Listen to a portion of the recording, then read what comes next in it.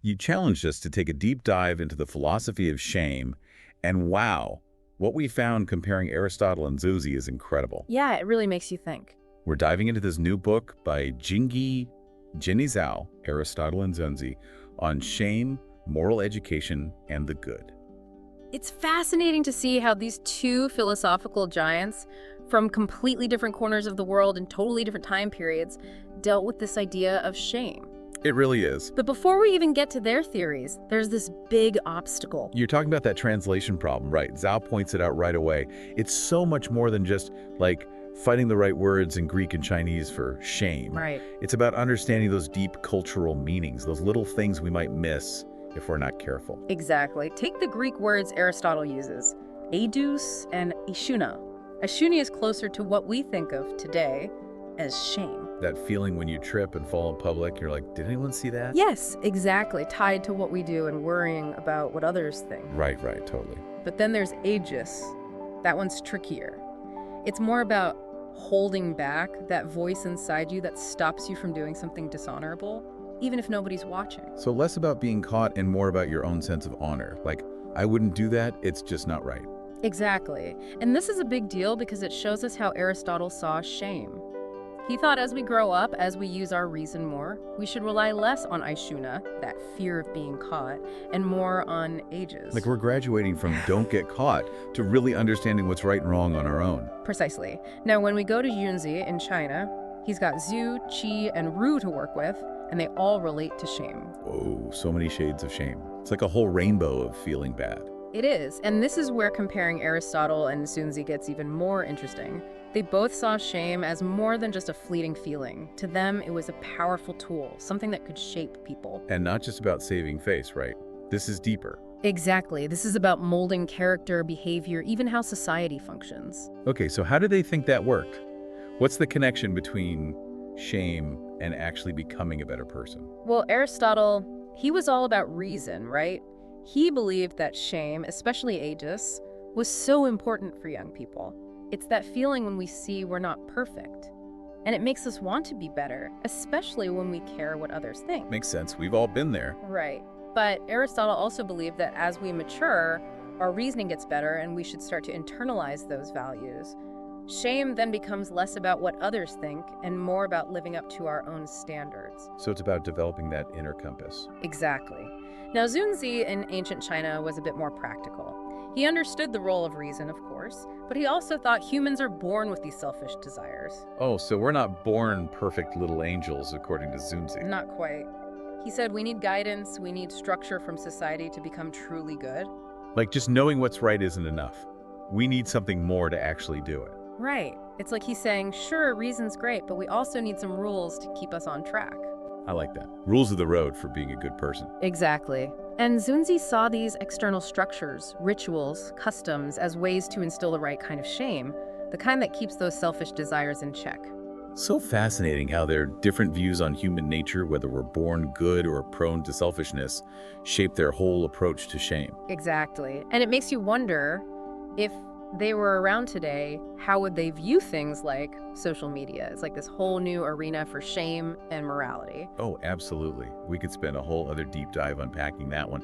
But before we get there, I'm curious, did Aristotle and Xunzi believe that we should eventually overcome shame completely? Or did it always have a role in our lives? So we've got these two brilliant minds, totally different backgrounds, different centuries, and they both have such interesting takes on shame. But how did their ideas actually play out when they thought about what a good society looks like? How did they think we actually get there? Well, Aristotle, he always brings us back to reason, right? He imagined a society full of virtuous citizens who basically shared the same ethical playbook. Okay, that makes sense. He really believed in education, philosophical debate. That's how you build a moral compass from within, he thought. Very Athenian, right? Like those ancient Greek forms where everyone's debating big ideas. Exactly. But then we have Xunzi living in a time of huge change in China. He had a different approach. Right, he was all about those strong social structures. Exactly. He felt like individual growth was great and all, but it wasn't enough to guarantee a peaceful, harmonious society. So how do you make sure everyone's on the same page, ethically speaking, according to Xunzi, I mean? He was a big believer in actively shaping behavior, using really clear structures, rituals, traditions, even a well-defined social hierarchy. Like a guidebook for how to act, how to fit in? Yes, to make sure everyone knew their place and their responsibilities within society. Makes sense given the different worlds they lived in. Aristotle with his emphasis on individual reason, and Xunzi focusing on those clear societal structures. So how did their approaches play out when it came to law and punishment? Seems like a natural next step. Totally. For Aristotle, laws were like guidelines for ethical conduct, and ideally they reflected what everyone already agreed on when it came to virtue. Okay, so the law is there to educate and guide, not just punish. Precisely. It was about uplifting citizens, helping them embrace virtue, not just punishing wrongdoing. Xunzi, predictably, had a more, shall we say, grounded view on law and punishment. Practical, yeah. Exactly. He saw them as tools, essential tools for keeping everything running smoothly. Keeping everyone in line. You got it.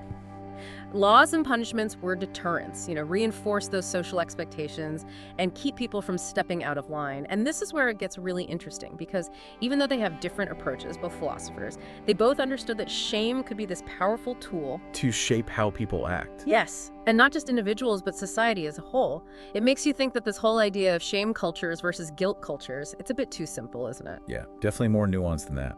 And Zhao, she gets at this in the book. She says it's a false dichotomy, especially with these big, complex thinkers like Aristotle and Xunzi, because they both understood how important it was to internalize values. To actually believe it, not just do it because you're afraid of getting shamed. Exactly. It's about developing a conscience, a moral compass that guides you to do the right thing, even when no one's watching. It's that inner voice we were talking about earlier, so it's not just about avoiding shame to save face, but about cultivating a real sense of integrity. Right. Both shame and guilt, whether they come from society or from within, they can actually motivate us to become better people. It's all about finding that balance between what's expected of us and what we expect of ourselves. This has been so insightful, but something's been bugging me. We've been talking about society this whole time, but we've left out half of it.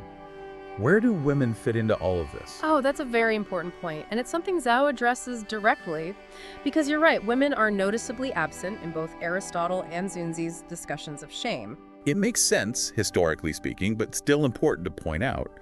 So what's Zhao's take on this silence? Well, she suggests it reflects the reality of their time. Both philosophers were writing for a male audience, specifically men who were going to be leaders and philosophers. Roles women weren't really considered for at the time. Exactly. So it's not necessarily that they thought women couldn't experience shame or be virtuous, but their main focus was on men. Because those were the roles they were concerned with shaping. Precisely. And it highlights this crucial point about shame. It's powerful, it can be used to encourage ethical behavior, but... There's always a but. Right. It can also be used to reinforce social hierarchies, even if they're unfair. It's a double-edged sword. And as we try to build a more just world, it's a good reminder that even our most cherished values need a second look every now and then. But let's bring it back to Aristotle and Xunzi. How do their ideas hold up in light of everything we've been discussing about shame, society, those power structures? So we've spent this whole deep dive really digging into Aristotle and Xunzi's ideas about shame. From personal growth to how society works, it's amazing how important they both thought it was. It is amazing. And you know what's crazy? Their ideas still matter so much today, even though the world is completely different now from ancient Greece or China. Especially with all the technology around us today, right? Yeah, absolutely. Like we're asking these ancient philosophical questions, but in a digital world. Right. It's like a whole new arena. Like take social media, for example. It feels like one big space for public shaming sometimes. One wrong post and your reputation is gone. It's true. Things spread so fast now.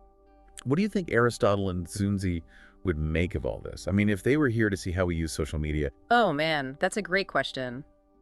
Aristotle, always the thinker, focused on reason. He might be a little torn about social media. How so? Well, on the one hand, think about how quickly ideas can spread now. There's so much information available, and people can actually debate and share ideas. He'd like that part.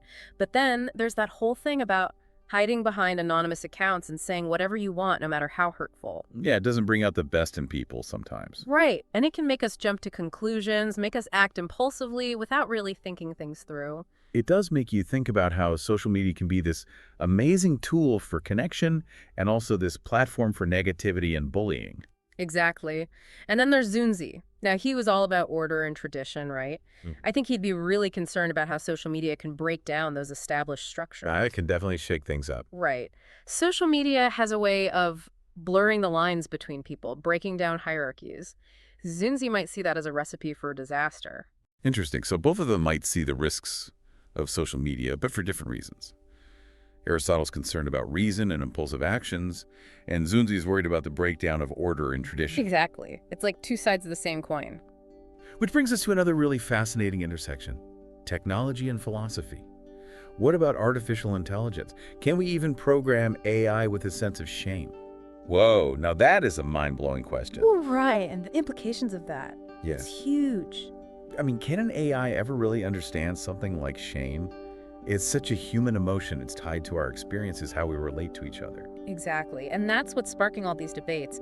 Some experts say it's totally impossible. They say shame requires this deep understanding of the world, of other people, something AI just can't grasp. But then again, AI is learning and evolving so quickly.